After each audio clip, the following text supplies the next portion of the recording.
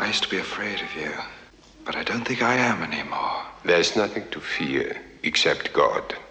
For me, God is a disease. It's the things that make you look at what you thought you saw in a different light. The hole in the Pentagon being too small for a plane. The lawn isn't mussed up. The government's not showing the plane hitting when many cameras photographed it. There's nothing to fear except God. God. God. Oh, if you already know the answers to your questions, then why ask? It's too big. Back and to the left, back and to the left, back and to the left, back and to the left, back and to the left, back and to the left. What's up, everybody? We are here. Tough day in the world of film. Quite a lot of death, and also in literature. Me and Austin had discussed doing an R.I.P. Béla Tarr episode for a minute here. Also because, it really makes a lot of sense because we started this podcast and we did R.I.P. David Lynch last year. And when Tarr died, I was like, okay, this is pretty comparable. I mean, this is like one of the greatest directors to ever live. And he's a little bit more under the radar than Lynch, but it just felt like right. And no, I mean, today we're recording and Robert Duvall died, and then Frederick Wiseman, the iconic documentary filmmaker, also died. Both of them were like 95, which it's kind of wild that we're doing an R.I.P. Béla Tarr episode and so many people died. And then this great literary critic, Michael Green. Oh my God, I just almost fucked up his name right away. I think it's Michael Silverblatt, who was really just a sweetheart of a man who had a lot of great conversations with some of the great novelists of the 20th century. He had a great conversation with W.G. Sebald and William Gass, and he interviewed David Foster Wallace and people like that, kind of like postmodern. So all these people die on the same day, and it's like, oh my God. So setting the mood for one of the most miserable filmmakers that that exists. I think we uploaded the David Lynch video a year ago today too. I had a weird feeling we were coming right up on it. That's like so eerie. That's so eerie because we definitely recorded that right around. I mean, that's crazy because I don't know. There was something about it, like the timing, because I think Lynch also died like early January, and it's one of those things where we could jump on and fire from the hip, but a lot of times if a director of this stature dies, it's like, there are certain directors I'm always rewatching their films and stuff, and I'm never too far away from rewatching like Lynch or someone, but someone dies like that, it might be a couple years since you've seen like the best films they made, so I really wanted to like revisit as many. I ended up watching every Béla Tarr film. Okay. Okay. Which is very difficult to do. Like, you can't even find like a bunch of them. Yeah. But, we'll get into it. But the other really cool thing, so I guess the real silver lining about his death, and what's kind of eerie about it, and I was already kind of about to revisit all of his films anyway before he died, is that László Krasznahorkai, the novelist who basically like co-wrote all the scripts of all the Béla Tarr films, or he was like the source material for the films, like his novels would be what the films would be based on. He won the Nobel Prize for literature in December. Whoa. So he literally wins one of the biggest prizes humanly possible. And, I would say that's really the silver lining, is that Béla Tarr was able to see Krasznahorkai win the Nobel Prize. Like, he was alive and saw it happen. So that's I guess the only thing that's I don't know. I don't want to say it's uplifting, but I'm sure Béla Tarr was very happy seeing his guy uh, win. And Krasznahorkai gave an incredible Nobel Prize speech, which maybe I can pull up here in a little bit, where he does thank Béla Tarr. He thanks Thomas Pynchon at one point too. Oh my god. He calls Thomas Pynchon a good friend. What? Yeah. So Krasznahorkai is, Huh. you know, I also read 3 of his books since he won the Nobel Prize because I'd never read him before, including Satan Tango, the source material for Béla Tarr's opus. And he's an amazing writer. The thing that's super fascinating about that pair is that Krasznahorkai, kind of in the spirit of Thomas Bernhard, this legendary genius German writer, he doesn't have what he calls full stops. So there are no like paragraph breaks. It's just huge chunks of text for his books.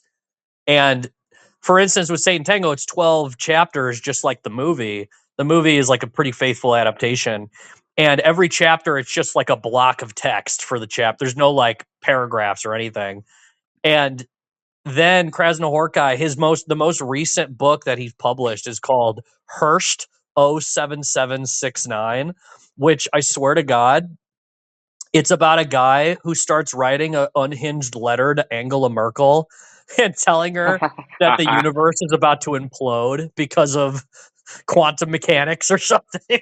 He's like a crazy man, very very similar to Voluska from Werkmeister.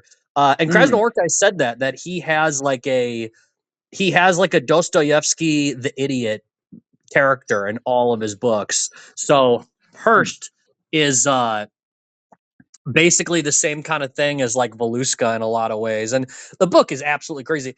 Herscht 07769 is technically one sentence. It's 400 pages. There is one period, and it's at the end of the book.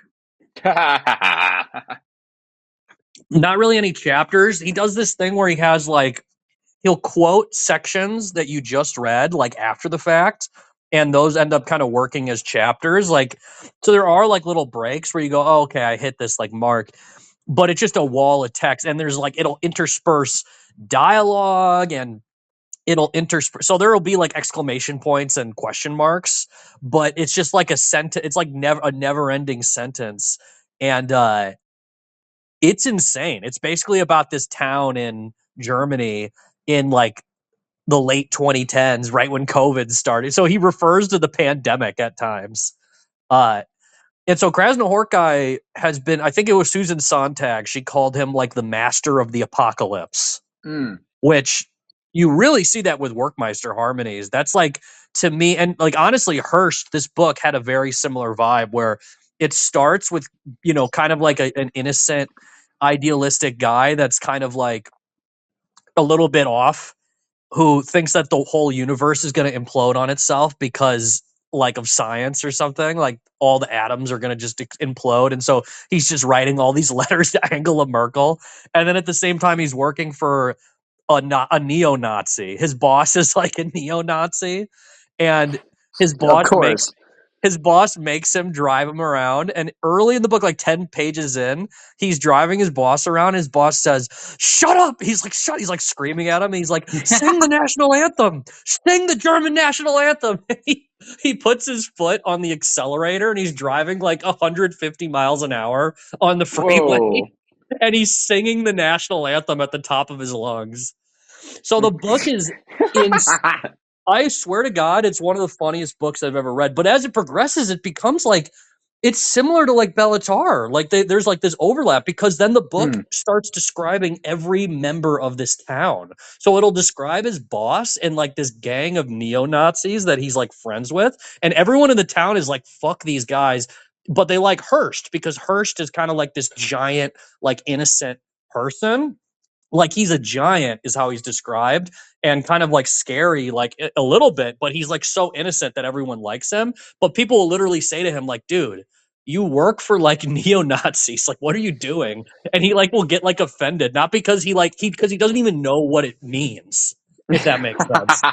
Like Sure. he doesn't he like and so he gets mad. So over the course of the book, he like learns that his boss is like a bad person, is kind of one of the plots. But they're basically a graffiti removal service, and the boss is also obsessed with Johann Sebastian Bach. So someone is doing graffiti on all these landmarks where Bach lived and where he worked in Germany. And the boss is like exploding. So they're going to all these sites. So the book starts being like, okay, what's the plot? Okay, they're going to have to find this graffiti artist, right? And like stop him. And then at a certain point, like wolves descend on the town. And it's like exactly like Werkmeister, where the whole town is like afraid of like an existential dread descending on them. Yes.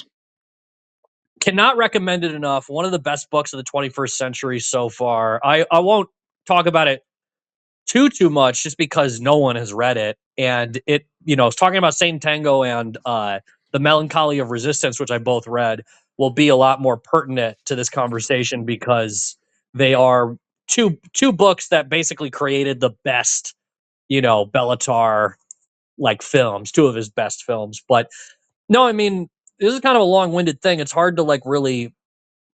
I can open it up to you in a second, but I guess just to complete my thought before I kind of just ask you, like, your experience revisiting some of Béla Tarr's films, because we're going to go back to Krasznahorkai. He's a huge feature here. Is essentially the way to look at it is that, first of all, I think the big question when you read the book Satan Tango is it obvious that this is a 7-hour movie? And the answer is no. The answer is you read Satan Tango, and you could make a 2-hour Satan Tango. When you read the book, it's pretty fast paced. Like it's very faithful to the movie, but it's really Béla Tarr being a visionary who just snapped and really did his own thing, but he still was honest to the source material in a way where he, it makes like his film makes complete sense why it's as long as it is, and we'll get into that later. But the way I would explain it is that Krasznahorkai's long sentences are such a unique kind of experience to literature, and they're so interior that it's almost like the only way to do that in film is like the long take, is almost like how what happened with Tarr is, because he was kind of like a documentary style guy, like Family Nest, and then The Outsider and the prefab people. They were all essentially documentary style works. And then he reads Satan Tango, the Krasznahorkai novel, and he starts developing, the really incredible, impressive cinematography that we kind of know Béla Tarr for. But that's kind of the real way to connect in like why Béla Tarr started developing the long take style. Is it really does feel like it's like an an analog, or it's almost symbolic for the long sentences, because he'll bring in like amazing voiceover in his films, which a lot of the times is like actual Krasznahorkai text. But yeah, Krasznahorkai, he was doing like a little luncheon with young people actually after he won the Nobel Prize, and they asked him. They said, "Why don't you use full stops? Like why do all your books are either like he's done I think he's done a couple of books that are only one sentence, but why do you have like no paragraph breaks and stuff?" And Krasznahorkai said, "Imagine that you are in a river swimming and you can never stop. The river is the words." Which I think that quote really works with Werkmeister Harmonies, where that really is the rhythm of Krasznahorkai, even more than Béla Tarr. Is like there really is this momentum that picks up, where once you get like halfway through or like deep into one of his books, they just start crashing down on you. It's like a torrential downpour of words, and the plot starts to like really play out and stuff. But yeah, I know. I mean, did you end up watching anything today? I did not, unfortunately. So you revisited Werkmeister and the Turin Horse? Yeah, I did. Yeah, so I feel like Werkmeister is probably a good place. Honestly, if anyone listening to this podcast like wants to watch Béla Tarr, I do think that Werkmeister is probably the best place to start. That was the first Béla Tarr I Yeah. saw when I was young. It's like one of his most accessible because Oh, for sure. it's essentially about the collapse of communism in the Mm. Eastern Bloc. And he published it the same year that the Berlin Wall fell. Oh wow, I didn't even think about that. Yeah. So Huh. what did you think about it, seeing it after all these years? Yeah, I think last time I saw it was like definitely when we were in college. Yeah. And I think it's probably, I don't know, movies that come out around that time, like what is it, 2000? Yeah, I think it was 2000. Yeah, it might be the best movie from that year, but it's it's like my favorite of his because it's right in that. I don't want to say like there's this sweet spot of the style and like how long the takes are, Mm. but I don't know. I like I have like this mind of Béla Tarr. I'm thinking about his stuff, and I always just forget that he does the. Doesn't he do like the sound separately? Yeah, he doesn't record like on location usually. Right. So like somehow I don't know if I forgot that, but like when it was just kind of jarring when it starts when you're like, wait, is this like slightly? Yeah, he And dubs. I don't know, like for some reason it it's like cooler than if it was actually matched perfectly and they used the sound that was on location. I don't know why. I like somehow Yeah. the fact that it's different or it just feels um I don't know, it feels very eerie and it kind of like adds a layer to it that kind of reminds me. I mean, I think black people make comparisons to him of like Tarkovsky, which I Uh think are interesting, but kind of thinking how uh did you I don't know if you sent me that there was like a Béla Tarr quote about Tarkovsky. Did you see that? maybe. He What said was like it? he's Tarkovsky's films the rain like cleans people and in my movies it makes mud. Yeah. Yeah. No, because it's interesting. I actually just rewatched Mirror the other night too. Oh, Just nice. because yeah, because I really was just like, oh my God, Béla Tarr and I had actually revisited Magellan too, like because it was Oh at the wow. it was playing over here. So I've like really been way more in the mood to get because I've always loved slow cinema, but I'm Mm, like after Béla Tarr died, I'm really like seeing it vividly again, you know? And yeah. honestly though, Mirror it's really different. Like there are long takes and stuff, but I think the thing with Tarkovsky is that he kind of he'll lull you to sleep. With Tar, you're kind of like stuck somewhere, but with Sure. Tar, you're stuck and you can fall asleep. Like it gets like tough to pay attention at times, but it's like it's concentrated in a way where it's like it's Mm, still kind of like in service of realism when Tarkovsky is in service of like dreaming and spirituality and like the sound of water and stuff is kind of lulling you into this subconscious place. And I was really shocked yeah. like the archival footage that was in Mirror. I completely forgot there's like World War II archival footage that I like completely. It was really cool. And he's of course, Tarkovsky, he was able to make his films in the Soviet Union just because, for the most part, he didn't criticize the regime. He never made any films that were critical of communism. But Andrei Rublev was suppressed because it was religious, and the Soviets really hated Christianity. So he was kind Mm. of fucking around in that sense. Someone said about the Turin Horse to Béla Tarr, they said this movie looks like how I would think a Bible would look if it was made into like Oh. a film. And he said, yeah, Oh a wow. Bible, but with no God, is what Béla Tarr Whoa. responded. Because Béla Tarr, and we can get into that as well, Krasznahorkai will feature a little bit more of a nod to spirituality, like in the case of Saint and Tango, which this I'm gonna say this spoiler for Saint and Tango deep into the episode, but Oh. there's one very specific difference between the movie and the book that is shocking, and it's still incredible in the film, but Béla Tarr is like staunchly atheist, you know, so. Hmm. No, but I think you're right. So basically, the Melancholy of the Resistance, to get into Werkmeister before we move on to some of these other projects and stuff, essentially, it's the middle of the Melancholy of Resistance.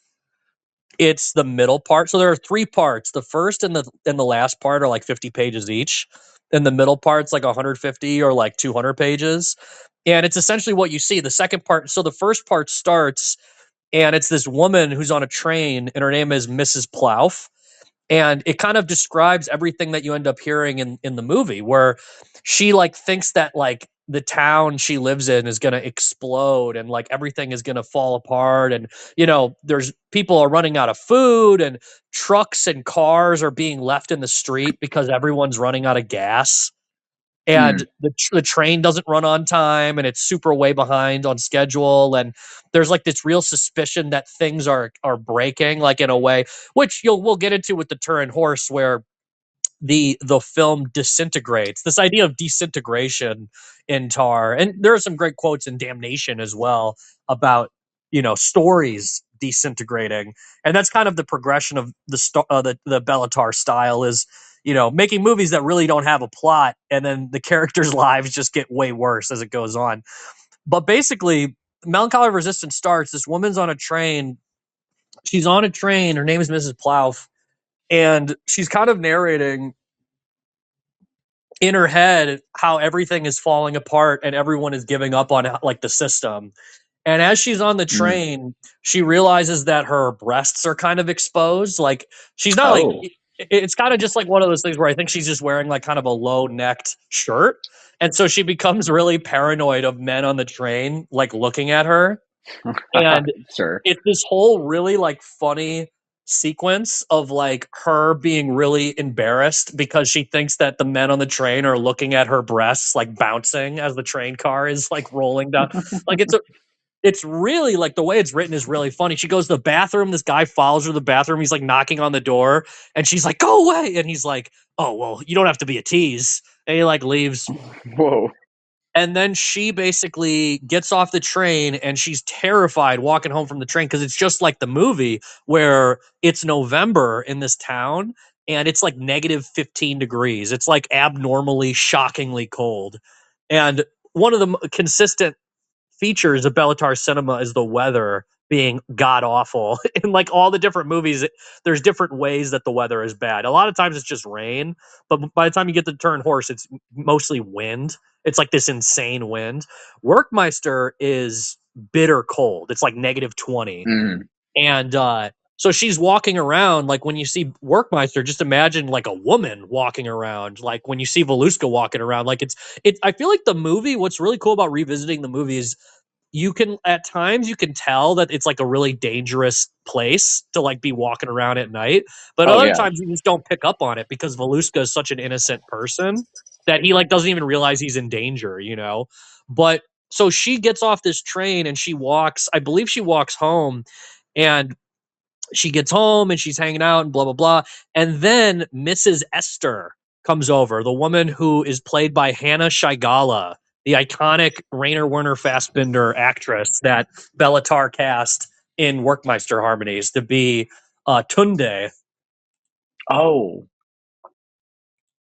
So that's Mrs. Okay. Esther, and she was married to the guy who goes crazy about music and all the half tones and music is devolving and all this kind of thing, right? Right. And so she goes to Mrs. Plough's house and she says to her, "You need to talk to Voluska because Voluska needs to tell my husband that he needs to help us bring order to the town because there's this mysterious circus and this whale. There's this whale that's coming to upset the order of things."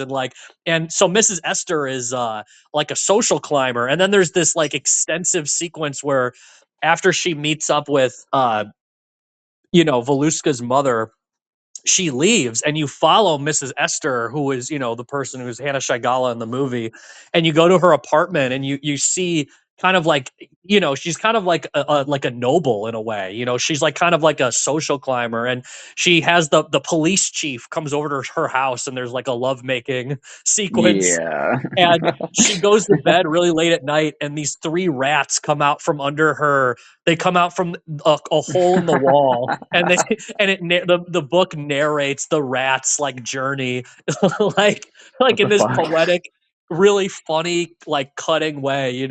And then she wakes up and realizes that rats have been eating her food, so she pours all this rat poison on food and leaves it out, and she's like, there you go. She's like very Mm. cheerfully like, I'm gonna poison these rats.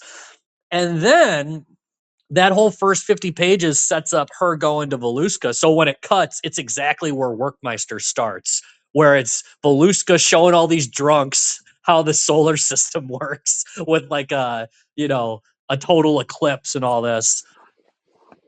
But Mm. to get into the first scene of Werkmeister, what makes the movie immediately iconic is just like Touch of Evil, the Orson Welles film, or I know A Place Beyond the Pines also had an incredible opening shot. I mean, Same Tango had an incredibly long opening shot, but the sequence of Voluska in the bar showing all the drunks how the planets revolve Mm. around the sun and how the moon revolves around the earth.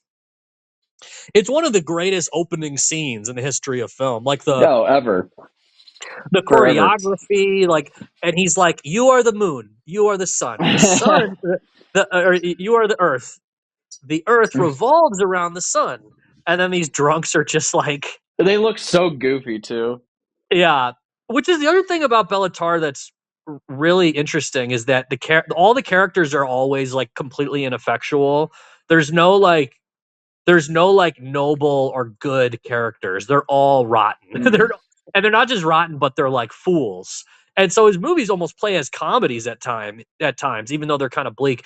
So it's this whole sequence where he's setting up the planets revolving around the sun, and then he sets up the eclipse. And when the eclipse hits, the music, Mihaly Vig's like incredible score comes in, and you're just hypnotized. It's like dun dun dun dun dun dun dun dun dun Mm. dun dun dun dun dun dun dun dun dun dun dun.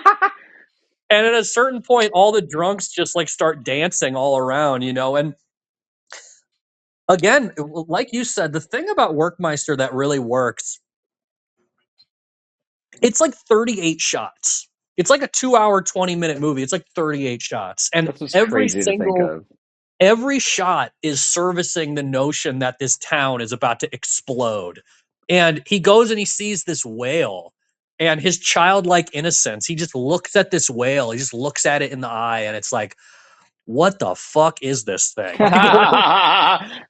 Like, what is this supposed to like mean? So, but like in the style of Krasznahorkai and Tarr, it's like this like foolish like thing. It's like this thing that's like completely fake, and no one looks at this whale as like because I don't know, that's like kind of the spiritual cosmological aspect of the film is like it's not so much that the whale makes the town go haywire. It's just random. It's just like kind of a thing that happens to happen. But for Mm. whatever reason, it becomes the inciting action because everything else is falling apart. And I don't even know what it is, but yeah, and then there's this devious prince character that basically Mm. goes on a similar rant as other Béla Tarr characters, Krasznahorkai characters, where he says everything is complete only in ruin. Everything has achieved its final end when it's in rubble and all this kind of thing. And that's another unbelievable sequence when Voluska observes the Romanian guy translating for the Oh prince, God. and there's this delay on you hearing the prince being like, ah, da, da, da, da. Like I can't even do his voice. Sure. He has this like sinister voice that's not translated, and then his like buddy is this huge dude who's like, the prince will not be bothered, and he's like translating like a step slow. And in the Mm. film you see Voluska standing behind a wall, and then you see the prince's shadow on the wall, and you just hear his like ominous Yeah. voice saying, and he starts screaming at one point. He's like, "Slaughter, destruction." And Like, it looks like Lenin, kind of. yeah, yeah, a little bit. Like, I No, remember but thinking it's that was the point when I first saw it, but then I think I kind of was like, oh, okay.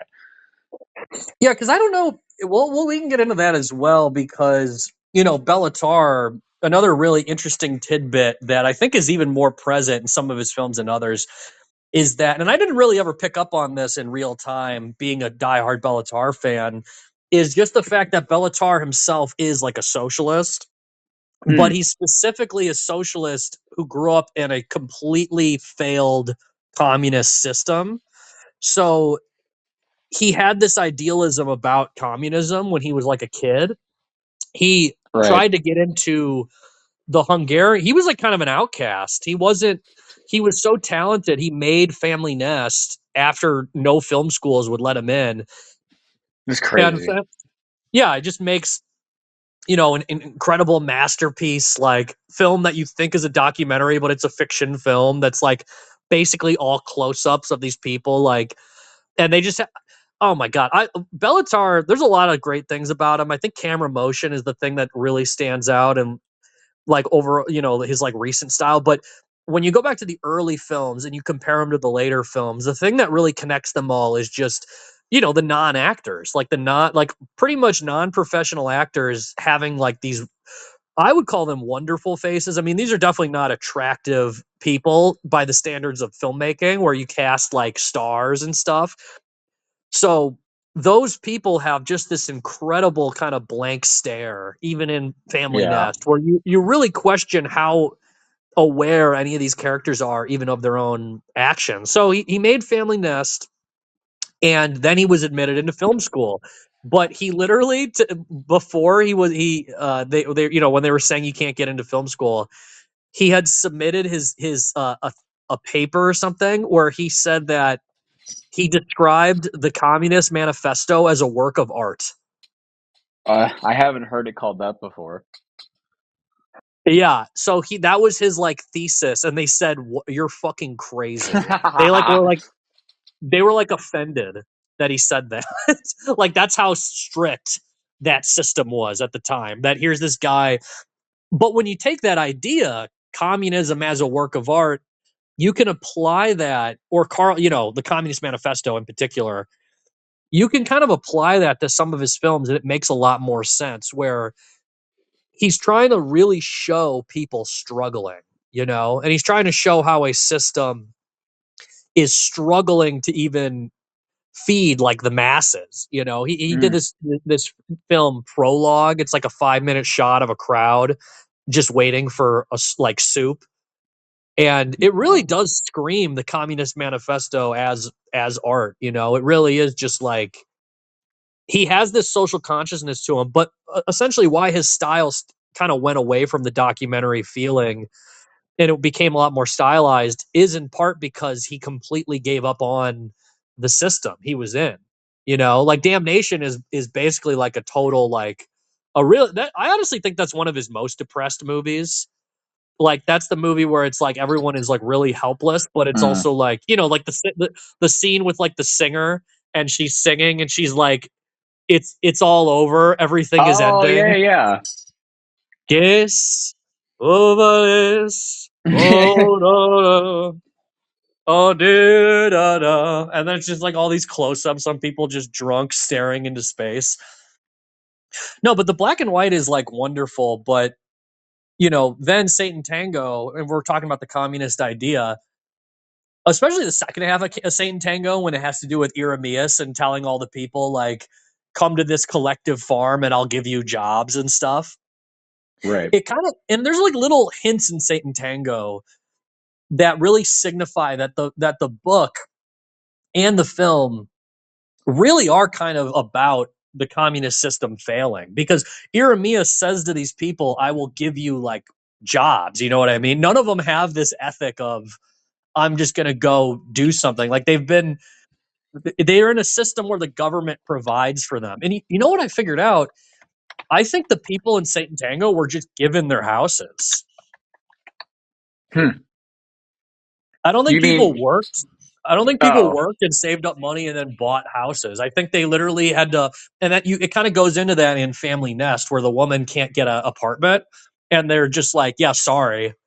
It's like everything is like packed because it just breaks down, and then they have apartments that are empty and no one's in them. And she ends up and Béla Tarr actually met that woman who has been in a bunch of his films after Family Nest. He met her because she was squatting in an apartment building.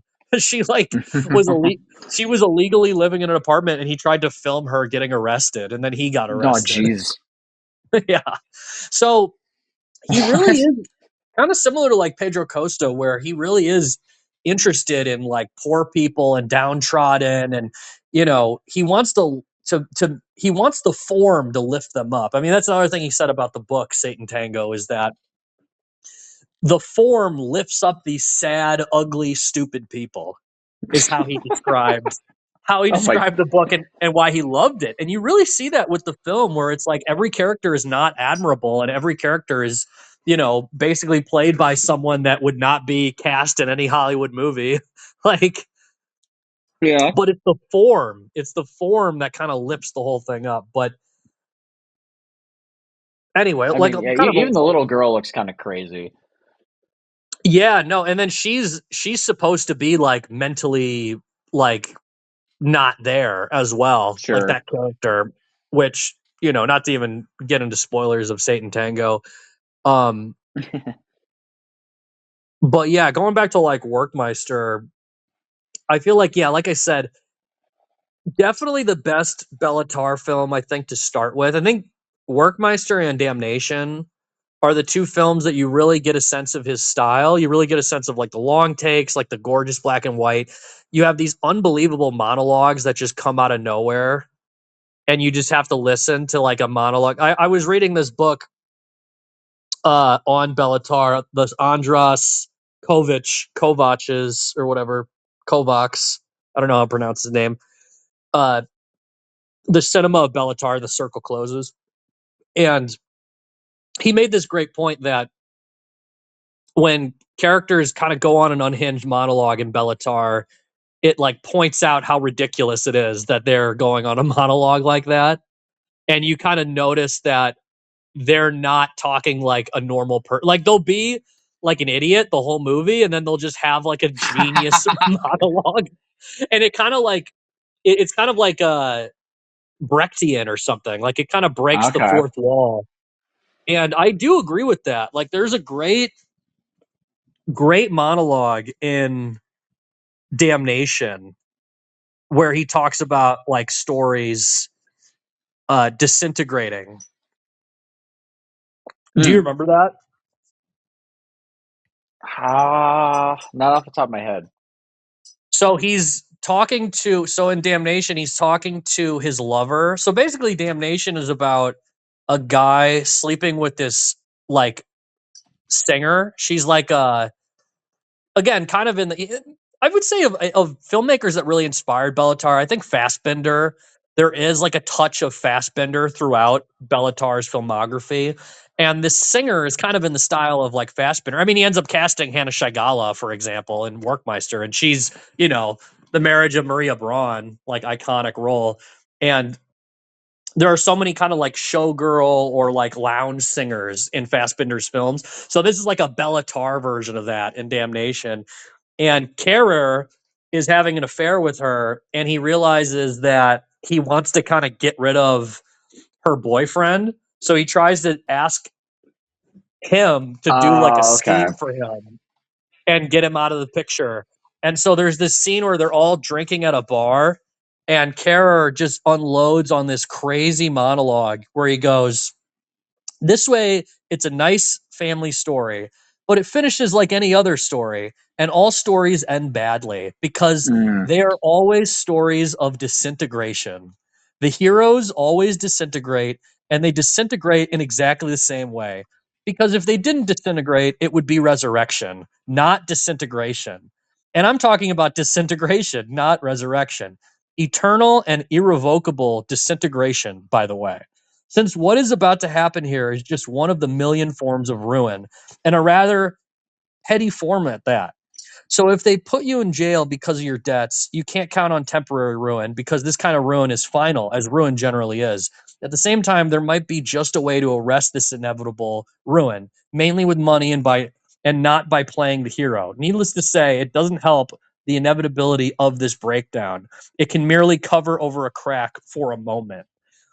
And this is like a fourth wall break because Tarr, he's one of my heroes in the sense that he's one of the first filmmakers that I really heard say that storytelling is bullshit. Yeah. Because you grow up in American film and you hear, and there's a lot of filmmakers I love. There's filmmakers that have done good things. The Steven Spielberg isms, right? And Spielberg, I've like warmed up to Spielberg the last couple of years. I think he's definitely made some pretty amazing films, but he's the ultimate guy. Every time you'll ever hear him talk about film, he's like storytelling, storytelling. And there's something about it that just isn't really what film should be, in my opinion. And Béla Tarr was like one of the Mm. first people I ever heard be like, every story is bullshit. And he Oh would wait. say in interviews, Oh wait. if you Here, I have want a the good, quote actually. If you want it. okay, I don't care about stories. I never did. Every story is the same. We have no new stories. We're just repeating the same ones. I really don't think when you do a movie that you have to think about the story. The film isn't the story. It's mostly picture, sound, a lot of emotions. Stories are just covering something. yeah, no, because in connected to the disintegration quote, his films are really about kind of like the characters being trapped and like I there's another great quote from Béla Tarr where he said that he, as a young man, being like an idealist socialist, he Mm. thought that the problems were social. He thought that if the system worked, people would have better lives.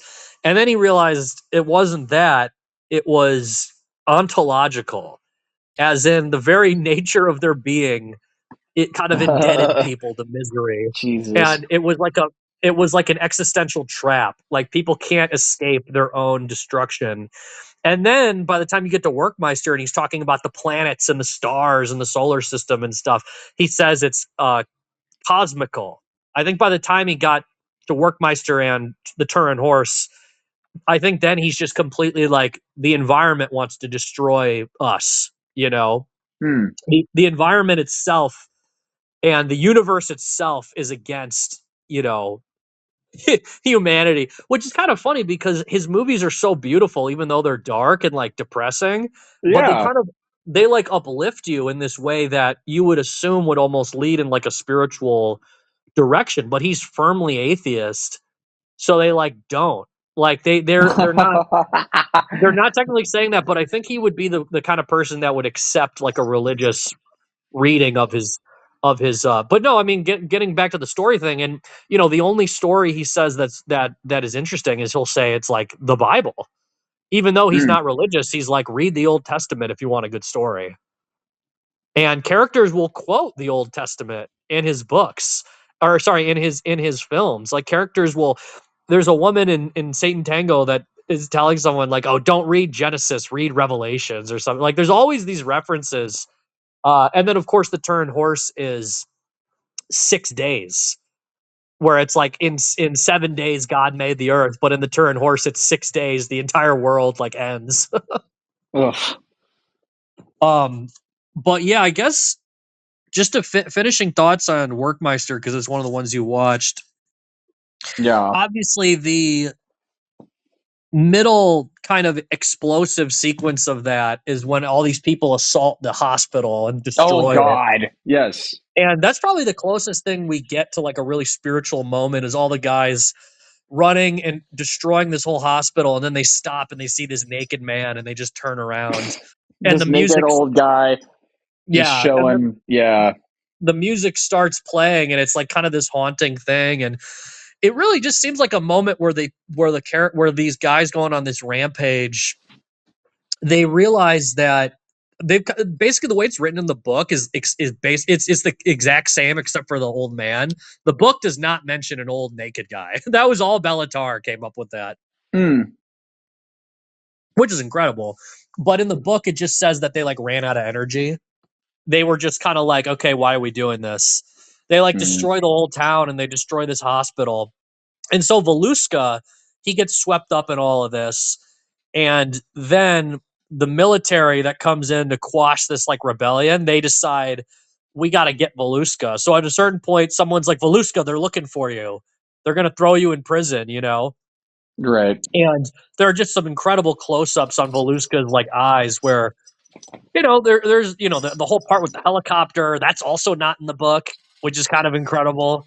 Oh. That this like whole helicopter sequence and then Voluska going crazy and all this. But no, and the book actually ends like worse than the movie because I'm not even going to spoil the book, but essentially you get like a resolution, like Mrs. Plouffe comes back in a certain way, and Mrs. Esther, the Tunde woman, it's kind of in the movie where she's like telling the military where to strike or something. She's like, they're like, what if we did it here? And she's like, what about here? And she's pointing at the map. Mm. So that part, and then the military guy goes, okay, come with me. And she leaves the police officer guy she's fucking to go with the military guy, which is kind of like hinting at what happens in the book is that she like sleeps her way up the ladder and becomes like Mm. more powerful by sleeping with the military guy. But Yeah, I don't even want to well, spoil it. The book has one of the craziest endings to any book I've ever read, bro. It's absolutely insane. I don't even want to like explain it, but it's like, oh my god. And you know, they really are two peas in a pod, Krasznahorkai and Béla Tarr. The opening quote, so the first quote in Herscht 07769 before the book even starts, it says, "Hope is a mistake." So like Jesus. they're both like kind of grimly funny, like, you know, pessimistic and stuff. But no, I mean, and then I can go into like Satan Tango a little bit because I would say of all of his films, I definitely think that's like the greatest Béla Tarr film. I think that's a landmark of Mm. cinema history. But what did you think revisiting the Turin Horse?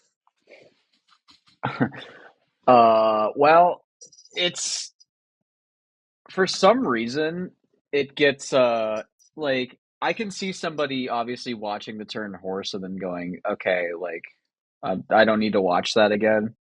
Yeah, And I don't think I was ever gonna watch again, but I have it on Blu-ray, so I was like, yeah, I'll watch it. And it's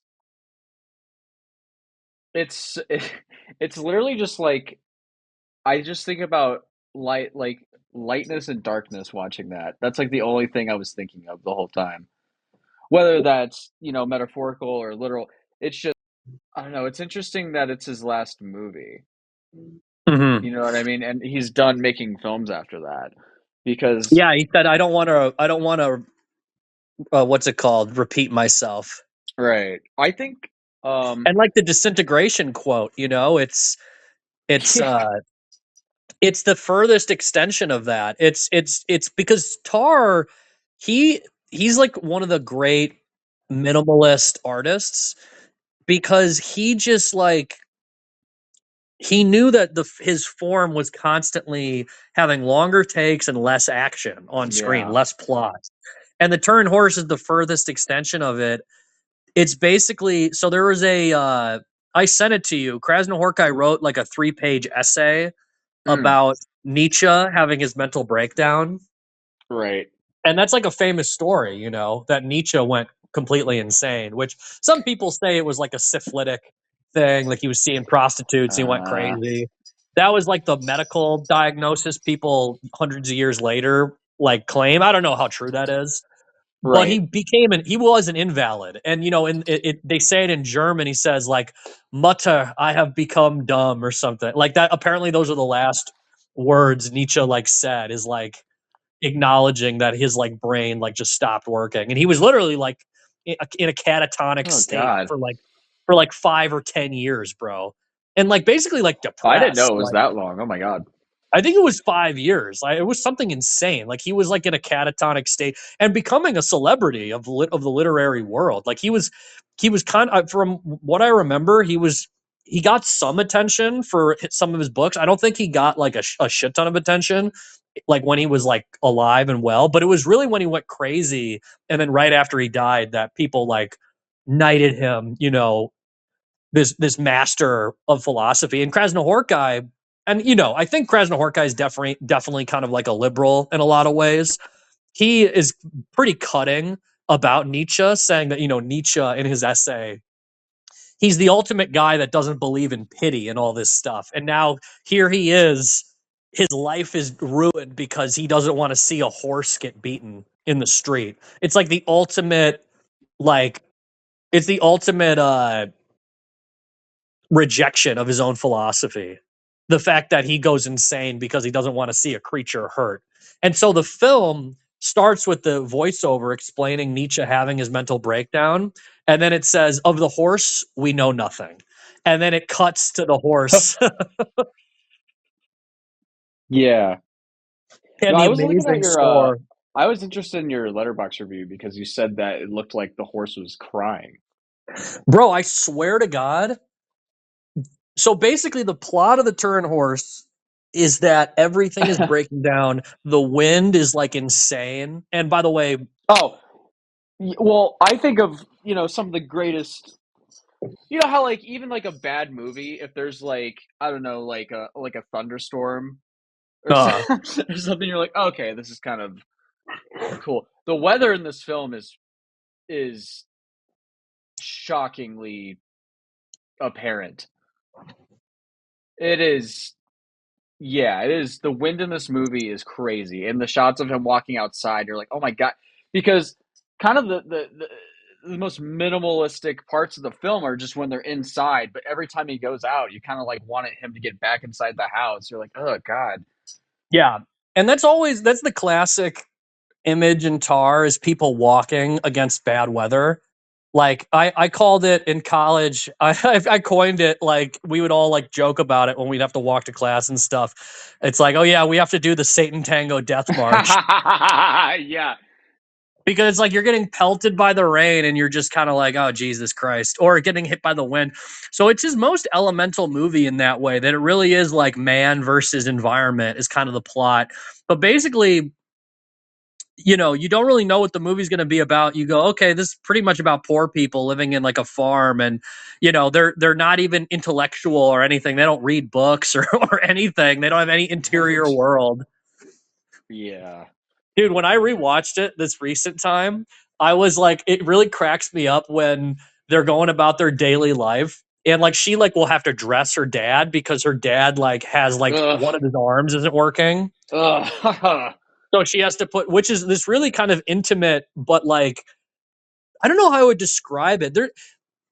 Oh my God, man, we can go in so many different directions with this whole conversation, but there's so many little things that I think Tar was able to capture with film that I think no filmmaker has ever really been able to do it the way he has, where you see people being as they actually are in real life.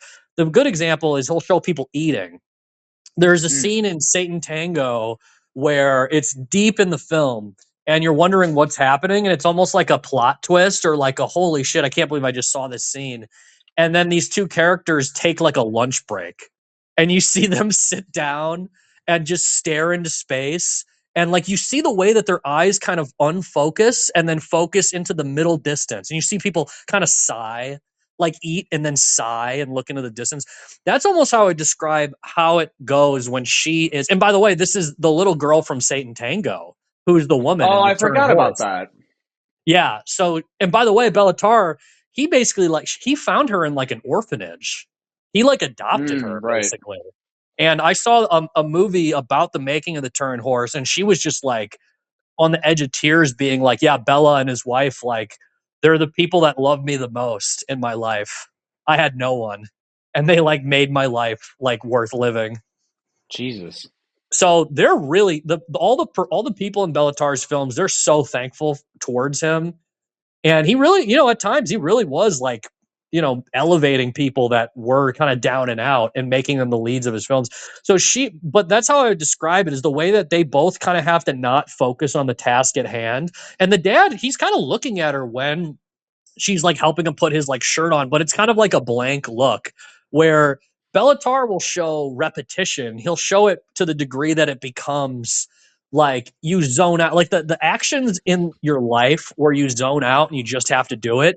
You zone out, it's mechanical. It's like Bresson. Bresson kind of got into this too in his films.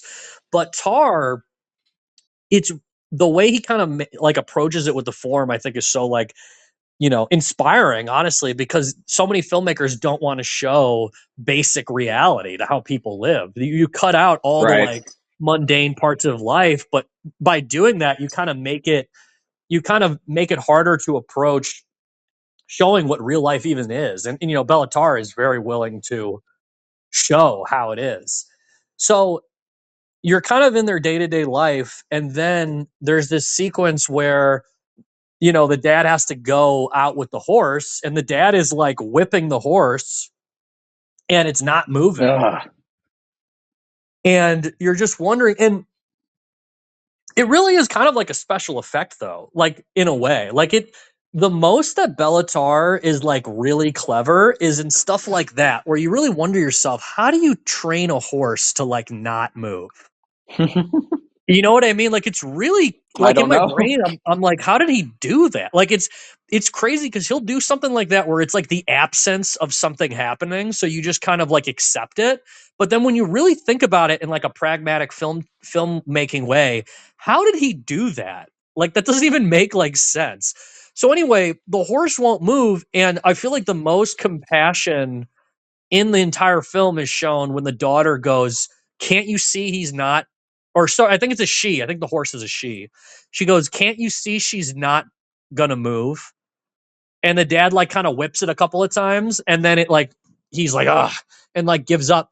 And the camera goes, and again, this is a huge long shot, but when you realize the horse isn't gonna move, the camera pushes in on the horse's face, and I swear to Uh-huh. God, there are tears coming out of the horse's eyes. Really? There are teardrops falling from the horse's eyes. Swear to God. I saw that years ago, and I made this note in my head that I couldn't believe it. When I saw it, this time I rewatched it, I saw it again. Swear to God. There's literally moisture, like teardrops. And I'm like, did they squirt like artificial teardrops into this horse's Right. eyes? I think they did. I think it's like something that no one notices. It's like in L'Argent, there's like a teardrop. Like there's like a shot that where it cuts from someone and you see a teardrop like fall from their eyes, and you can see the movie 10 times, you never see it.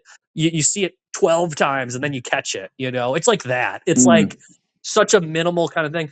So then everything breaks down on them, like they run out of water, and they're running out of booze, and then they don't really talk to each other, but then a guy comes to their house and he is like, give me some brandy, and then he just goes on a whole he's like, the earth is like a cycle of debasement like, of the people in Yeah. power acquiring things and debasing them, and then the people who are losers are always getting fucked over, and the people in power are always perverting the world, and you're just like, yeah, hell yeah, this is like this poetic monologue, and it ends and the dad's like, nah, that's rubbish, and he's like, okay, and he just like gets up and gets off his fat ass and leaves. But it's really kind of a crazy movie just because it's one of the ultimate minimalist masterpieces in film Yes. history. Yes. And the form and the filmmaking. So I don't know. I'm really, really inspired by Béla Tarr. And the reason is that to me, he symbolizes so great what fiction should be. He starts in a place that to me is documentary, right? I mean, his early films like Family Nest, The Outsider, The Prefab People, they really are like cinema verite, like handheld camera, and they try Hmm. to trick you into think like Family Nest, the intertitle or whatever in the movie is like, this is not a true story, but it could have happened to the people who are in the movie. Is like it's Right. like the first line.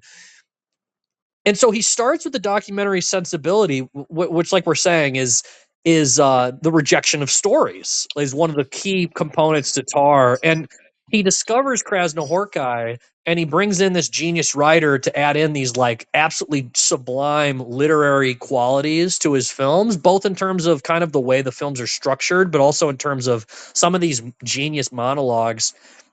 But what Tarr does with his style is he keeps the sense of the documentary by casting non-actors who are not attractive by Hollywood standards. And like, again, that to me, I would call that subversive, right? He's doing something that's extremely subversive to how films are supposed to be made. Like if you're going to make a movie in Hollywood, and these are of course low budget films. And then he artificially has rain machines, wind machines, right? The movies are also in black and white, which is also unique to cinema. Nothing is in black and white, right? We see in color. Life is in color. The Hmm. cinema is like the only thing that's in black and white. People don't paint in black and white for the most part. People don't make Right. music. People don't make music in black and white. And so it's a very specific thing to filmmaking that is the chief deceit, let's say. But you feel like you're closer to reality. You feel like these lies are in service of, like I said, watching someone eat, watching people walk as long as it actually takes them to go from point A to point B. And it's like this he wants to see something we haven't been shown in film. And it's not about making you excited. It's about the people. And really, I think he is one of the most human directors who's ever lived. Because even though these characters are, a lot of them, rotten and fools and losers, and they never do anything with their lives, they never achieve anything, they're not social strivers. Even though that's the case, he has just stunning empathy, which it's hard to pick up on that right away. Mm. Like, you don't know that for sure when you see his films for the first time, but the more you see his films, the more you rewatch them, I do believe that there is like a staggering humanism at the center of them. And it really is, like, in the close-ups, it's in the fact that he wants to show you what their lives are actually like. Like, and this component of time, which I do think he kind of surpasses Tarkovsky. I mean, I think Rublev is probably a better film than a lot of films that Béla Tarr made. I would say Satan Tango I think that surpasses the Tarkovsky like canon. And I think, Mm. literarily, it's like something very special. But I actually forgot, but can I read? I going back to Werkmeister real quick, but when we can Yeah. move on. I had a incredible quote from Werkmeister, from the Melancholy of Resistance, that I wanted to read just because it shows like something that it isn't in voiceover, but you kind of just get it through following Voluska around. And this is when Mrs. Esther gives him a case of her laundry, and she says Okay. that she says, "You got to tell my husband I'm going to move back in."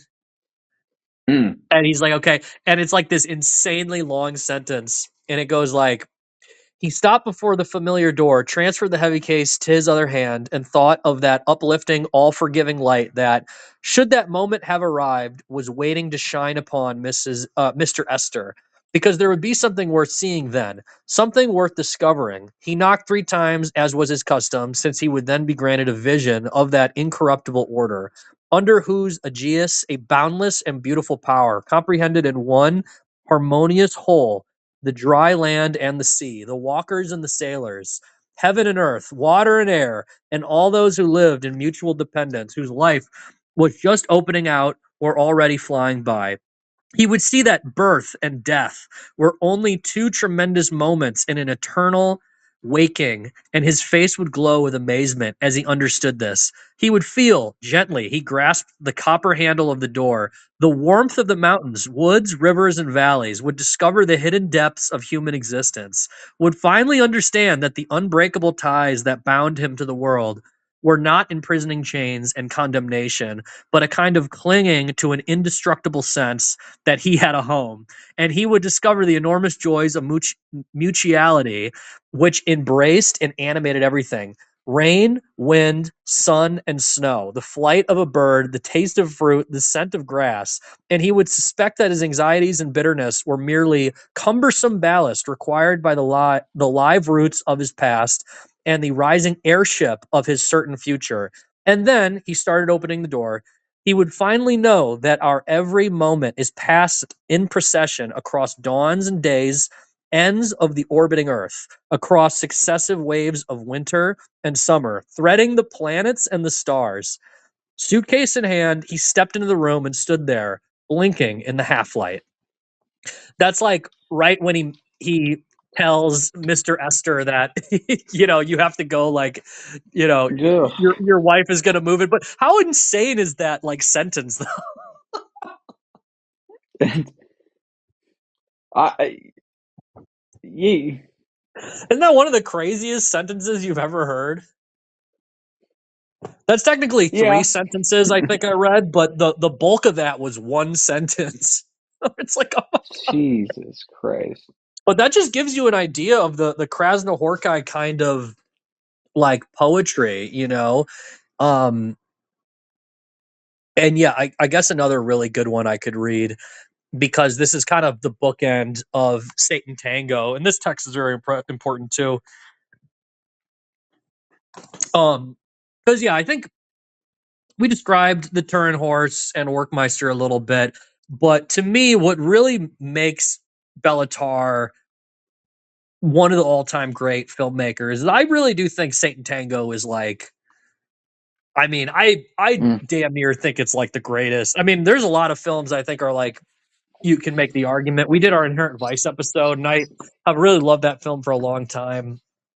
But similarly, in a way, because I love Thomas Pynchon so much, I feel like PTA and Pynchon together, they do something that is that really elevates cinema to this incredible place. I would say it's very similar the way that Krasznahorkai has kind of bolstered Béla Tarr. Sure. And to me, Satan Tango is the best example of that, because it has the perspectives. It's essentially about all these people in a town, and you get the perspectives of everybody. But it's like the greatest anti-epic like ever made, where it's 7.5 hours long and hardly anything happens in it. And there's amazing music and stuff, and there's movements, like there are like kind of inciting actions in the film, uh mainly involving like the little girl, but also just the return of Eremias, that everyone thinks that Eremias and Petrina died, but they have been resurrected. Like there's this whole Mm. sequence in the book that goes into it where it's like the term resurrection, and the long rain began to fall on the cracked and saline soil on the western side would render footpaths impassable and put the town too beyond reach. Futaki woke to hear bells. The closest possible source was a lonely chapel about 4 kilometers southwest on the old Hochmais estate.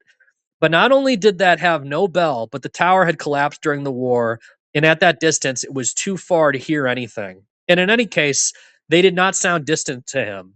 These ringing, booming bells, their triumphal clangor was swept along by the wind and seemed to come from somewhere close by.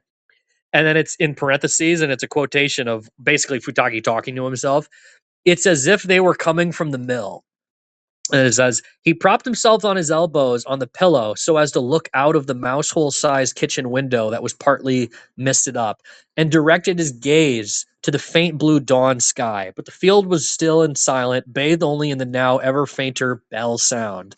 And the only light to be seen was the one glimmering in the doctor's window, whose house was set apart, well apart from the others on the far side.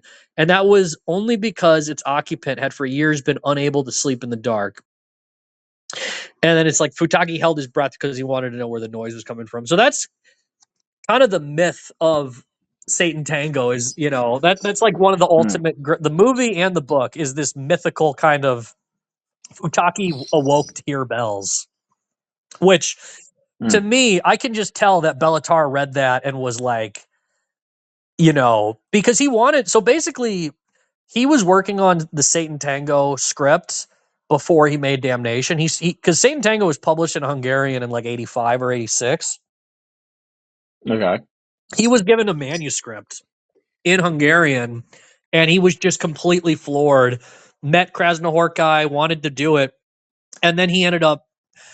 They just couldn't do it because at that point the communist Hungarian like filmmaking industry had already kind of blacklisted Béla Tarr. They'd already said like we're sick of you and we're not going to help you make. We're not going to like.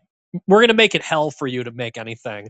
So Damnation is really one of his most depressed films because it's like him thinking that he'll never be able to like be a filmmaker at times is kind of like one of the subtext of his like career at the time. But he did the script with Krasznahorkai. So that was the first time Krasznahorkai had worked on the script.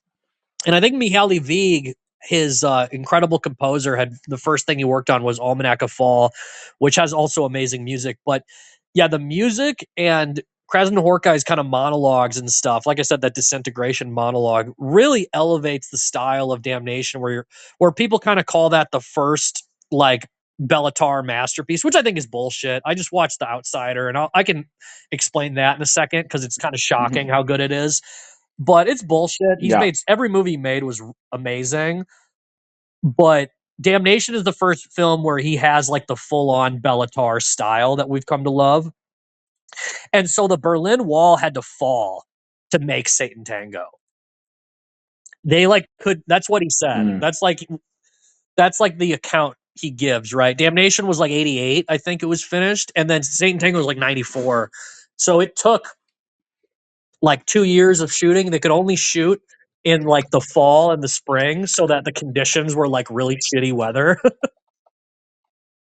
Well, And imagine how fair. crazy that is. Making a movie about a bunch of losers in like a mud-filled dirt poor village, and it's like an anti-epic. He said he wanted it to be 6 hours long, and just through the process of making the movie, he held the shots longer than that and ended up being 7 hours 20 minutes. Nah. And so the way time works in the film that is really inspiring to me and why slow cinema I'm so inspired by is, like we're kind of saying, there's this ultimate empathy of you're really with the character. And there's this whole dialectic, I guess, about Tarr. Is he trying to immerse the viewer in the experience, or are you like distant from the characters? And I think it's kind of a combination of both, but he'll do this thing where characters will be talking and the camera will just kind of like lose interest and the camera will kind of slowly pan out of frame, and like it'll like in Satan Tango early on they're talking about stealing this money. So Futaki is like sleeping with this woman, Schmidt's wife, right? And Yeah. Schmidt comes home and he's like, they have to like, and there's this whole scheme about money they've all stolen, and they're like, okay, you were gonna steal the money from me, and like you kind of realize that that's also kind of the plot, and it's never really explained as well. It's like what money is this? You know what I mean? It's like kind of Yeah. supposed that it's stolen, but I think it's like a communist thing where they're pooling all their money together. That's just like in their nature, is like they've been in this failed system. So Satan Tango in a way is kind of about people like trying to do a collective farm and like completely failing because it's just like the system doesn't exist anymore and like the government's not subsidizing them, right? But oh my god, do you remember what was your experience? Do you remember when we watched Satan Tango years ago? Yeah, I remember we watched in one of the screening rooms at Yeah. the film center, and I remember we took a picture before, and then we took an intermission, and then yeah, we took a picture after we were done. Ironically, I don't remember anything after the movie. Yeah. I don't remember even having a conversation about anything. I think it was just like, oh, okay, yeah. It was just it's very daunting, Wait, what'd you say? You cut off for a split obviously. second. Well, I was saying I don't really remember anything after the movie, like talking to anyone about anything, because I think it was just it kind of wipes you out. You know what I mean? Yeah, because it's long, but the ending is also like mind melting. So it's like difficult to like understand what you just Yeah. saw, because the ending is like it's so there's this other thing with Béla Tarr where his cinema is circular. And so the the Béla Tarr book I just read, the circle closes. That's the last chapter of Satan Tango. And not to get into like a super spoiler, this is like one of those episodes where we're doing like a general director overview. So I don't know if I want to spoil like something like Satan Tango. I mean, the Blu-ray exists. I think every man, woman, and child should have to buy the Blu-ray. And to me, it's like one of the Child. greatest works of art ever made, just because he was able to push this idea. Again, he would never even call himself slow cinema, but he's kind of like the godfather of what I would call the direction that filmmaking should go, as far as like, I don't know, because there's something about the long takes I've always been like really interested in, where it's just very satisfying to me, at least, seeing people kind of walk into the distance, or being really able to like meditate with stuff. So the first two chapters, it's like Futaki and these people are kind of scheming, and they realize that Eremias and Petrina are back from the dead, who are like kind of these drifters who are also kind of con artists. But Eremias is like the most poetic character in the whole film, and he kind of cons everybody, and he's like very good with his words. And he's the one that kind of has the Krasznahorkai poetic monologues in Satan Tango. And there's this early scene where you can tell he's kind of like a dangerous guy, and they're coming back to the town. And so there's this real like feeling that something's going to happen in Satan Tango. There's an amazing like party sequence too, where everyone's drinking at the bar. So there are payoffs in the movie that are like enjoyable and fun. Like you get this like 40-minute party sequence in the middle of the film. Right. But the way I would describe what makes Tarr like a visionary is when you get to that third chapter and it's this fat ass doctor. Wait. And the doctor is just like spying on all his neighbors, and he can like hardly move around his house, and he's like grunting, and the camera is just like slowly watching him. It's one of the hardest sequences to watch in the history of film. Like it's hard to pay attention because this guy is like just drinking himself to death. He like passes out drunk, realizes he's out of alcohol, has to go out in the rain, and you're like, bruh, this guy's not going to make it. He's walking so slow in the rain too. But the way that sequence plays out, it's just like, I don't even know. Like it's like it's just like iconic. It's like a landmark, It's like a landmark in film history to have a character that's like the most immobile, and then have that become this grand thing, and almost like funny too, like the way he's like grunting and stuff. He's like, yeah, he's like grunting in the whole sequence, but you really feel it. You really feel the way that whole sequence just struggles to exist. You're like, wow, to be this guy, you really would. And oh my God, especially, so this is so funny. Just to give you a little context, this is how crazy I am. I got together with John and Eamon to watch Satan Tango because I've had the Blu-ray for like 3 years and haven't watched it yet. And when Béla Tarr died, it's like, okay, I finally have to watch my Blu-ray. I got to get, it's kind of funny. John just wanted to see it because he kind of could tell that it was like an iconic movie, like a landmark. And Eamon's always down for this kind of stuff. Bro, I swear to God, we got to the little girl part before shit like happened. Oh, yeah. And Eamon's car got towed. So Eamon had to like abruptly leave like 3 hours in to our screening. That's devastating. Yeah. Actually, that's the worst fucking. Yeah. He was. Is he all right? Yeah, no, everything ended up totally fine, and I'll explain. I mean, like mentally, was he like, fuck, man? He was so upset. This is a bad time to leave. He was so upset. I was like, damn, this sucks. And I wasn't even like upset necessarily. I was just kind of like, oh shit, is this gonna? It happens. Is this gonna ruin the entire screening in the sense of his? And I don't even mean that as in like it's like his fault, but I meant it as in, is John going to look at me and go, all right, I don't really want to keep going. But John was like, yeah, let's keep watching, you know? So we watched what is an incredibly disturbing sequence involving the little girl, which is kind of like the climax of the film. It's like the inciting action and like the really some of the great moments in film history are this little girl with her cat.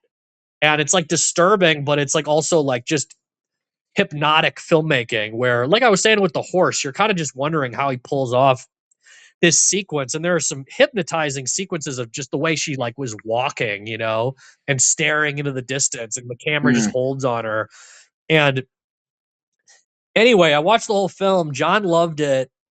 I think that was when Josh Allen lost against the Broncos, so we caught him lose in overtime after the movie was done. Oh my god!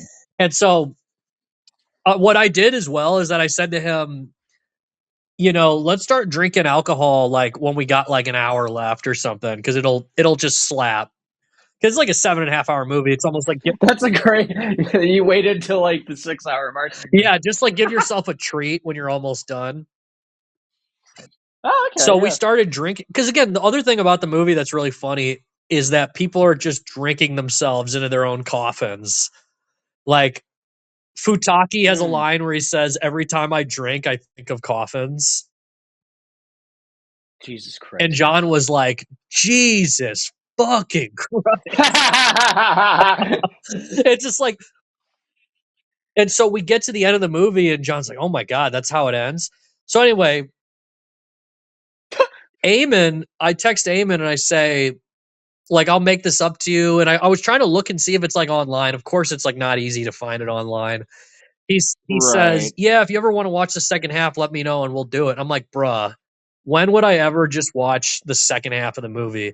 But I felt so bad, and I've only watched my Blu-ray one time, and Béla Tarr just died, and László Krasznahorkai won the Nobel Prize. So guess what, Austin? Loaded up. Yeah. I watched Satan Tango again. I watched a 7-hour, 20-minute movie back-to-back weekends. And I got to be honest. I was wondering why it was twice on your letterbox. Like I didn't just like have the exclamation in my head like, oh, you just watched it twice. I went, oh, why is that on there twice? I literally watched it twice. I got to be honest. I was very hungover the second time. I was. Ooh. I woke up and I borderline wanted to like either cancel or just. I think I called Eamon. He didn't even answer, and he kind of texted me like, because that was one of those days where it was snowing a ton outside. So we weren't even sure. So basically what I did was I said to him, hey man, I'll start it and you just show up at the part you like left at. So he ended up showing up like right at the tail end of the fat doctor part. And then we watched all of it and it was great. He caught the last. So he basically saw the first 2.5 hours one weekend, and then he came back and watched 5 hours the next weekend. But he had the same kind of, he had a really good reaction to it where it's just like, it just feels like that's what cinema art should be. I mean, this whole idea of like time and cinema and stuff, like when you see Béla Tarr, you see Lav Diaz, it really makes you wonder why more filmmakers don't hold the shot, you know? Like, because I feel like there's so much more it's so much more cathartic to have these long takes, and it's satisfying in a way that, you know, you get to see like time like progress, and especially with Tar where the camera is moving and stuff, he's technically spectacular.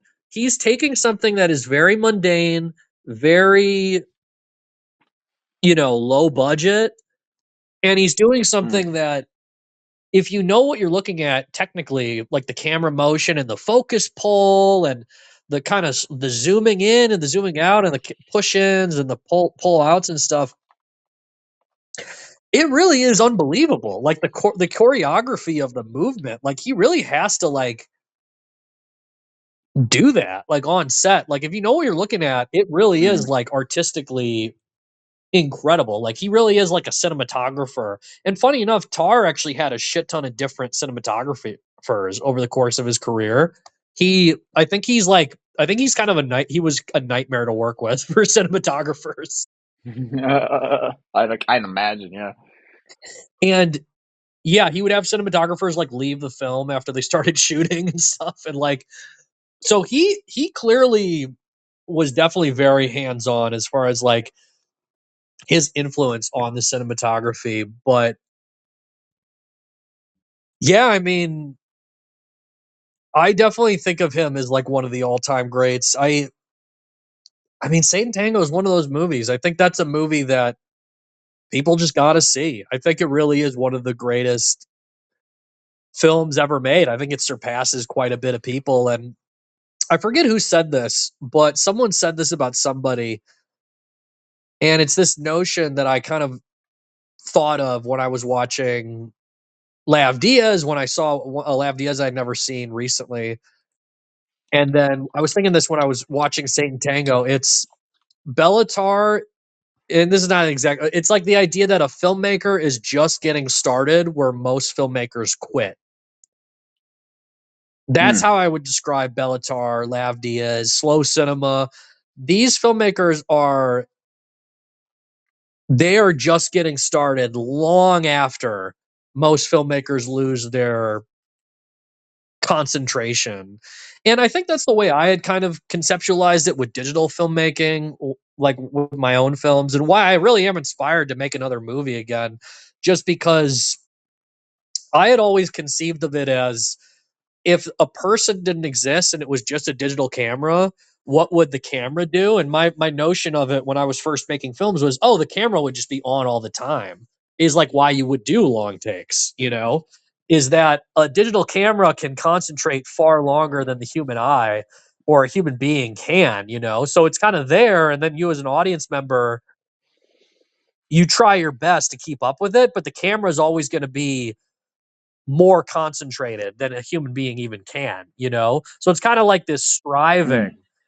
And so even though Tar was, and he had a lot to say about the difference between digital and film, but I think that's kind of part of it. You know, Jacques Rivette, another, you know, amazing Jacques Rivette quote that I've talked about over the years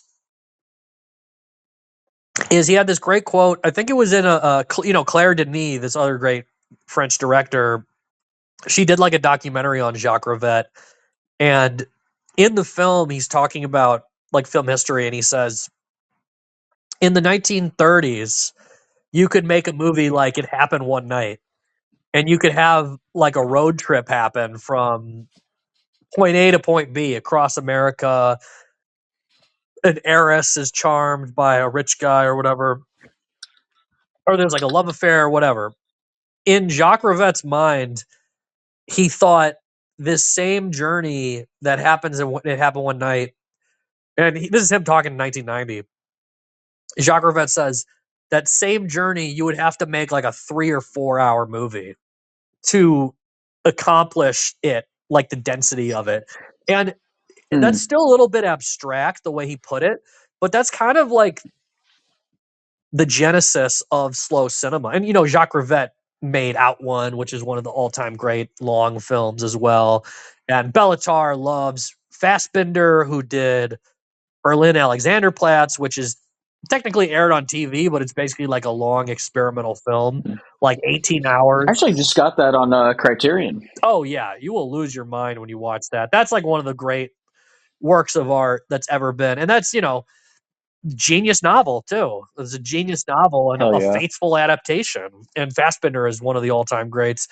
But you really see it though. When you watch Satan Tango, there's something about slow cinema where it's like by the time we get to the 90s, it's like every movie has like what Béla Tarr says, right? Like every story has been done. Everything is a story is just going to disintegrate. A story is bullshit. And film is not story. And by that definition, you kind of become liberated to the notion of like runtime, because the only reason you have a movie be 2 hours is to be like entertaining and to be compelling and appropriate for like a normal person to sit in an audience. And you know, you have to go to the bathroom, like it's 2 hours, it's not that big a deal to not have to go, or you know, you can get popcorn if you're hungry.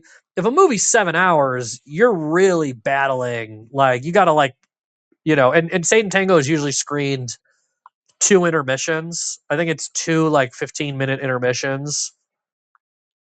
Oh, So, but 7.5 hours, like,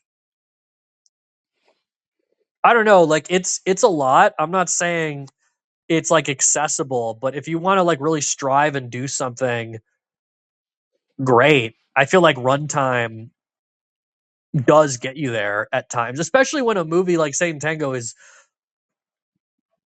it's so much about, I mean, it has a literary sensibility, but it's so much about people that are not interesting. Like, it's the form. Like, you go because of the form. You go because right. it's a vision. It's an art. It's a work of art. And I just think art and entertainment are kind of at odds with each other. And there are a lot of filmmakers I love that are entertaining as hell and they arrive at art. But I do think if you really subvert the expectation of entertainment in a very aggressive way, like say in the way that Andy Warhol did, or any of these like slow cinema filmmakers, I think you can get at a place of like an avant-garde sensibility where I think you get closer to portraying how reality really is, like where you actually see people act the way they do in real life. And again, I don't know, being like a literary minded person, I do love like accessible films as well, but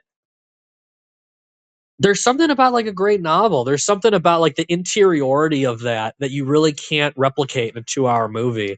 Like the different perspectives, like there's all these different parts in Satan Tango where it's like as seen from the back, as seen from the side, like, and you'll literally see Yeah, discrepancies. I watched a video essay where he has the same scenes played multiple times from different angles, and he will have little differences. Like he doesn't even shoot them exactly the same, like how long a well, character will I yell, or like the little girl comes up to the fat guy outside the tavern and oh, she okay. like runs away faster in one of the shots than in another. And it kind of shows, and that's the whole notion of Satan Tango. And like the ending, the circle closes, is kind of like I don't want to say a fourth wall break, but it's kind of this shocking moment where you wonder what you just watched, if what you watched was a fiction. And the obvious Sure. answer is it was a fiction. Like, you watched a movie that was not real. Like, these are fictional characters. But even more than that, every character in Satan Tango, for the other characters to exist, they have to observe each other. So there's this whole effect of the perspective in the film where you only know that Eremias and Petrina are coming back because like of rumor, and the only reason anyone thought they were dead in the first place is because someone said they were dead. No one ever even saw them all die. And to me, Béla Tarr, as far as being like one of the most human artists to ever live, he's really showing that's to me, that's human reality. We are just foolish, inconsequential people. Like we don't know anything. Like we're literally we're so limited in this experiential way. We're so limited in our view of our lives, and like whether it be like the weather and like our little houses or apartments or whatever, and just we hear things like in like rumor, and things are like like myth. Things are kind of built up in this like hearsay kind of way, and connected in with some of the other films we've been talking about. Like the Turin Horse, when like the guy comes in and gives the monologue and he says like, yeah, the town's been blown away by the wind. And there's the part in the Turin Horse where they go over the hill with the horse. Even though the horse is not pulling the cart, they're pulling the horse now with the cart. They go over the hill. Yes. They see something. You don't know what they see, and they come right back. And as a viewer, you're asking yourself, what did they see? And I don't know. Maybe they saw the town blown away. Maybe they just looked at the town and they said, fuck it, we're gonna go back. Like, there's something really darkly funny about that, because it's just like extremely realistic. The anticlimactic nature of life, I think, Yeah, is extremely it's like present. it's painful. Yeah. It's painful, and it's just But film I don't itself, know. That's potential for like one thing. You're like, oh, are they going to the town? It's just no. yeah, Why would they go to the town? dude, Why would it's that? so stressful. I needed to get cash to do laundry, and I went walking to go like do some errands, and I went to like an ATM that was like broken, and I was like, oh my god, I'm the girl and the dad, like going over the hill and having to come back. We all gotta be that person sometimes. I think that's you know Yeah, and it's like this in our own world. circularity. It's this notion with Tar, and you can get into that with the sense of time in Tar, is that time and his narratives are circular. They go around in a circle, and you get back to the same place you're at the end. And it's very profound. I think it's very true. Yeah, I can say I'll give one spoiler for Saint Tango now that we're at the very end. But before I say that, Hey, I'll say that of the film, a film I saw for the first time where I was like, oh my god, I saw The Outsider for the first time. yeah, you Holy made me want to see it. holy shit! Oh my god, I could potentially like I think I might be able to like I don't know, we can figure something out. It it's like the cinema verite style where it's like handheld camera and stuff, and it's like about a violin player. And it feels like it's almost like about like a young Mihaly Vig or something. Like it's like a guy that's like in an art scene in Hungary. So it's like a Mm. very youthful film. It's like about a young guy. It starts with this guy playing the violin in like a mental asylum, and there's all these people around him, and he's like they're all like clearly mentally incapacitated, like crazy, and he's playing the violin, and then he like stops, and then one guy is like going on a rant, and he sounds like a completely normal person, and then he starts trying to like strangle the main character. Jesus And you're Christ. like, oh, he's also crazy. And then someone comes up, they're like, hey, stop it. And then it kind of ends up being like, kind of almost like about an art scene. There's all these like music performances in it, like of the guy playing violin, and there's like a painter character that this guy is friends with who's like going on drunken rants and stuff. And then it ends up you have this beautiful wedding sequence, so you get a wedding like party sequence where the main character gets married. And then I'm not even going to spoil it, there's an insane like cut out of the wedding part where you're like, what am I watching? My jaw's on the floor that this movie is this like this wild. And it's fast paced, it's like not even slow at all. It's like I don't even know if there are long like takes in it, because it's so like you're so like gripped by it. And there's a scene where he gets into an argument with his like wife when he's like being a DJ, and they're screaming at each other Oh, over the music, and it's like a 10-minute sequence of just looking at this woman staring at him so angry, and the way that she will like kind of reset, like she almost will like have a look on her face of like she's like amping herself up to attack him even more. it's it the fuck? it's one of the greatest couple arguments. I think it's literally the greatest couple argument I've ever seen in film history. Like the Mm. way that she's just nonstop tearing him down, saying he's a piece of shit, saying he has to pay the bills and all this kind of thing, right? And she's just, and it's like there are people there. There's like 3 or 4 people, like it's like an empty club, and like there's people just watching the DJ, like screaming at his wife. But Oh my but the God. camera is like it's like a close up on the wife and the man. It's like a cutting back and forth between the guy and the woman.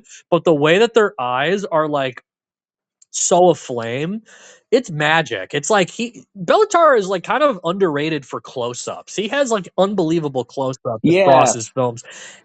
And it's like insane. And then of course, I'm not even gonna spoil it. The movie ends like with crazy ass music where I'm like, what the fuck? I like, couldn't believe how fast paced it was. Oh my god. Yeah, we'll see. Let me see if I can try to get you a copy of it. But Sick. I guess I feel like we've touched on a lot of stuff. The only other thing I can think of just before we end is I'll give a little spoiler for Satan Tango since we're at the very end of the podcast, and don't listen anymore. If you haven't seen the movie or read the book, this is a spoiler. But basically the biggest scene in the movie and the book is the little girl torturing this cat and killing the cat with like rat poison, and then she ends up killing herself, which is really dark because the movie is like about like losers and stuff, but you don't see anything that disturbing until that scene. And it kind of wrong foots you when you're seeing the film because you go, oh, this girl is like kind of scary looking, but she's also a little girl, so it's kind of adorable. You think, oh, this is going to be a human sequence, right? Like it's a little girl. This is going to be like an affectionate kind of like part, and then it's the most cruel. She's like the most. She's the darkest. Like she's the darkest entity in the film so far because her mom probably beats her up, and she has a shitty life. And so she, because she's probably beaten by her family, decides to like kill this cat just to have some exert some power. She ends up killing herself, and that's kind of what sparks Eremias conning the whole town, is like guilting them over this girl's death. There's a sequence in the movie. It's the same chapter title in the book as in the movie, and it's hallucination or dream. It's like hallucination, dream, question mark. Do you remember this? Yes. It's a crazy ass like title where in the book they actually do hallucinate some shit, or it's heavenly vision question mark hallucination question mark is what the chapter is. And literally it's Eremias, Petrina, and then the brother of the little girl, like after they scan, you know, the town, and they're like, how are we going to get away with this? We're not like helping them, we're just stealing their money. And Eremias is like, don't worry, we'll figure it out. They walk by they walk by the abandoned church where the little girl had killed herself, and in the book the little girl appears as a ghost. Oh my god. So she I did not materializes know that. in the mist. She literally materializes, and they all look at each other like, did you just see that? And they're like freaking out. They're like, yeah, that just happened, but I don't believe in that. She says, the angels, I'm meeting the angels now. I forget where I heard this. I'm pretty sure Béla Tarr said, like, I don't believe in God, so that's why I didn't have that in the film. Oh wow. Well, yeah. Like, I'm not going to show, like, that. And there's another one of those scenes, too, like when all the people are in the estate, it describes every character's dream. It's like that shot that's like rotating over everyone's heads as they're sleeping. In the book, it's like an extended like dream sequence where it jumps from one absurd dream of the townspeople to another. And in the movie, it's just a long shot of all the people asleep, and it's the voiceover describing the dreams that they're having. Okay. So I like vaguely remember that. he's Yeah. very realistic. Béla Tarr is very much like, I want to show things how they are, but I also want to use rain machines and fog machines and whatever. He'll use artifice. Um, and I don't know, he's one of my favorite artists as far as like being like an overkill stylist. You know, he's one of the first artists that I realized they could layer in this kind of same note, because there isn't really counterpoint in Béla Tarr. Like things don't go well in Béla Tarr. Like it's raining and it's miserable and things get worse. But there's something really beautiful about that. There's something like subversive about it. And he also has said this in interviews where he's like, okay, but it's dark, but do you feel stronger when it's over? And people are like, Mm. people have said that to him, like, I do feel stronger. And there's something about it as a viewer when you are, I mean, that's catharsis. Like, art is supposed to show you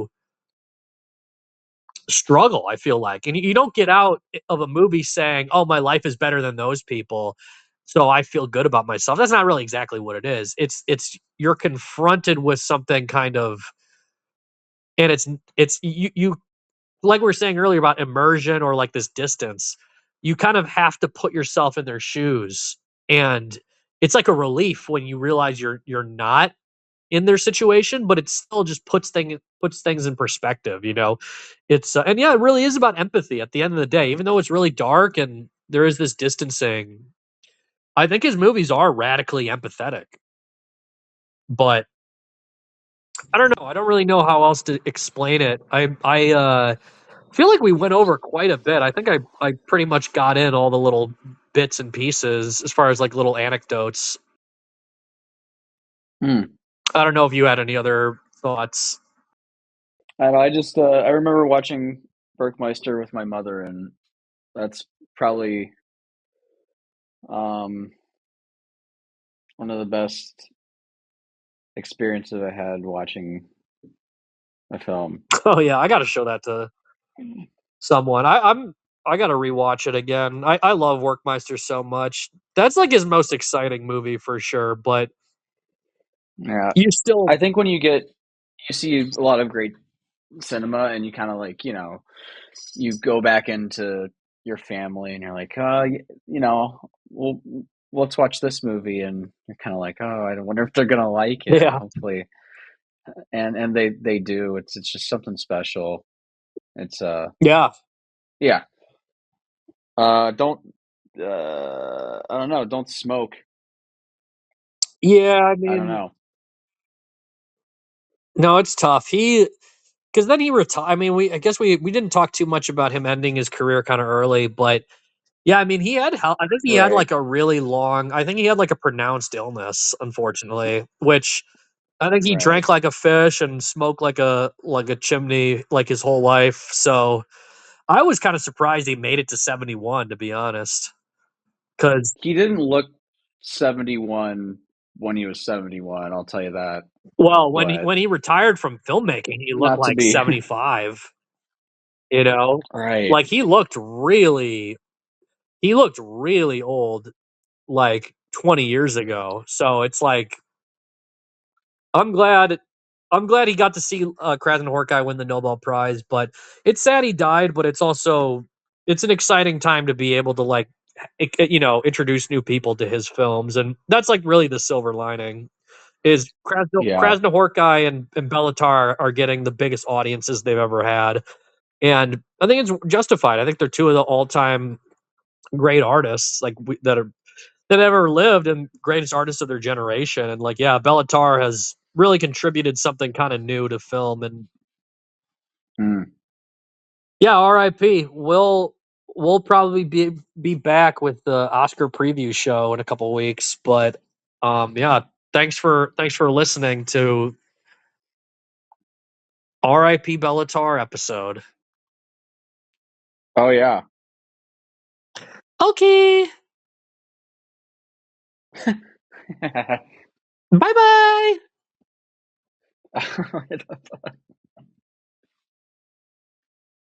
bye bye, everybody. Hee hee. What the fuck?